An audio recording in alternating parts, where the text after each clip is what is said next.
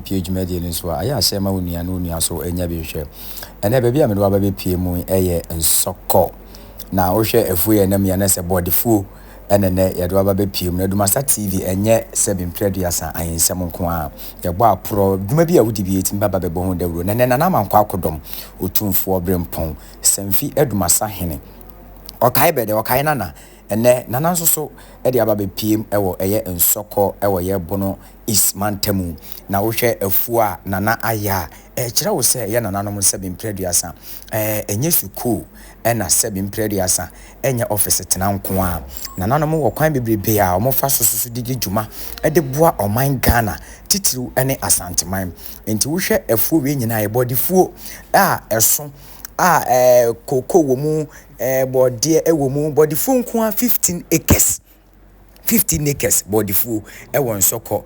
mango soso ewo mu body ewo mu banchi eno baya ye di a 7 se di badwa so ankrofo to di 15 acres na Asantehene brempon na Amankwa Kodom enso so ado enti wo hwa from hanom bia ya megina sisi ye koka dua ye sito ho nyina eye body nko a emu nkuma na wo ne nketenkete ebe nso so afifi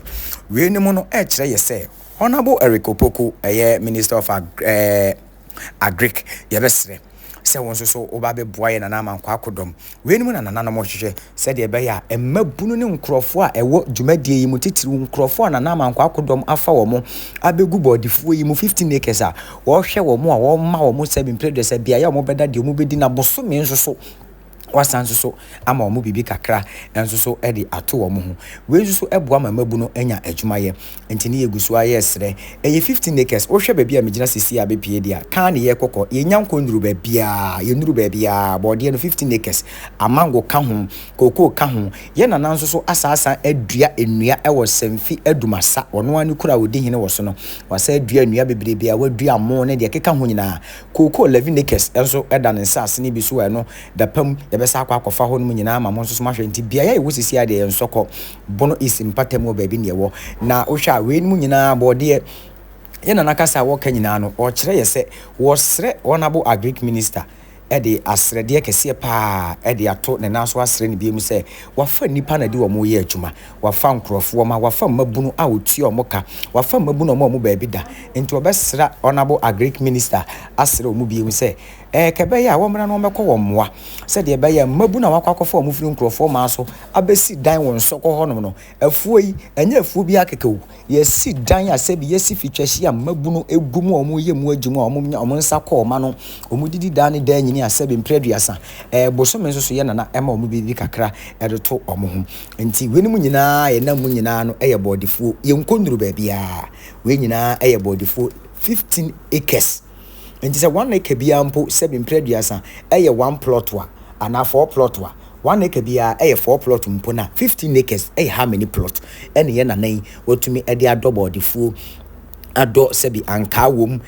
mango ewom kura no enya asem kuma we eye bode nko an ye start bode so no ye nkonduru ba bia bodifuo no mpo ne ye nya nkonduru ba bia no enti we eye bode nko an obehu banche kakra ye dan ewo bodifuo no emenken ni nkoko ye ko ba bia nsuo wono so a ye na na sa adua koko kakra nso so ewo honom an enua nso so ye na na nso so asa adua bi ewo honom no enti 15 acres ne nyina eye bode amango ne banche ye na na Amankwa Kodom otumfo brempon Samfi Adumasahene ono nso so eye ede abonti wo hwa abu se akuradan bi ehye wo saa we num ye nua no 7 siremfo aye na na mo ba bi atena wo nso so ehwe afuo no nso ade ama ye na Amankwa Kodom omo nte ho kwa omo ye adwuma ye na na ti omo kada ne da nyina bosumi bia so ye na asa adwa de wan so obedi dwa firi kurum betoto mo ne anwane de keka ho nyina e de akọ so omo noa no mu ni nti amango ni bi ni aba be pie so no amango no e na ho hu bi no ti amango ni sisi bode na senkete enti ye ntwa bode ni nyina wi no na amango no so ayi neti enti ye nditutu amango no so anya yi na nnua kese e wo mango no mu aye dua dache betima pai dia bodan so ne ade ni nyina no eno so ayi neti enti semre ye na Amankwa Kodom e de adesrede kese e de ma ye na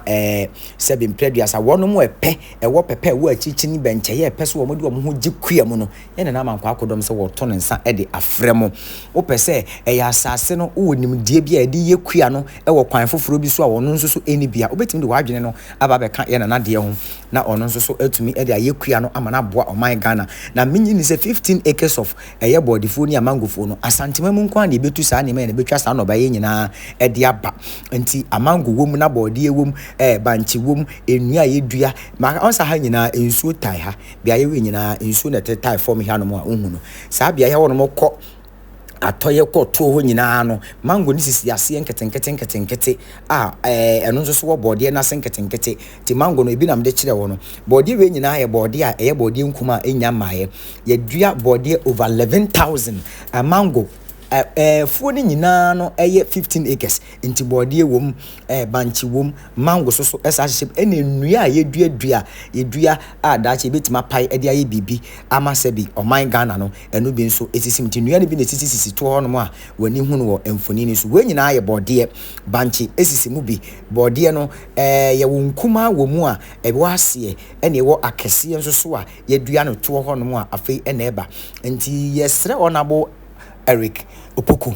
Minister for Agric ebesere na Amankwah Kodom se de wo sere wo ne se wode wo nso so mu aba bebo ne die mu na nanom ye adwuma omofa paafo omoto nnuro ni nyina wo sere na wasere onabo Agric Minister se wo mra no mekọ ne moa se de be ye afuwe a wafa to no ho se wo no se de nanom bi obia ne adwuma oba asase susu wo ba be ye ebinim die ya de kire ebinim die ya yaresa ebinim so die aye se mimpreduasa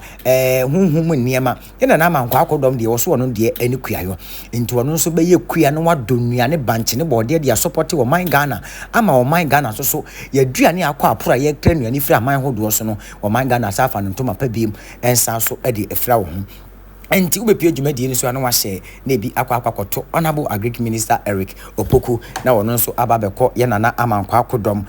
Minister for Agric emmoa se de be ya wono nso so eba no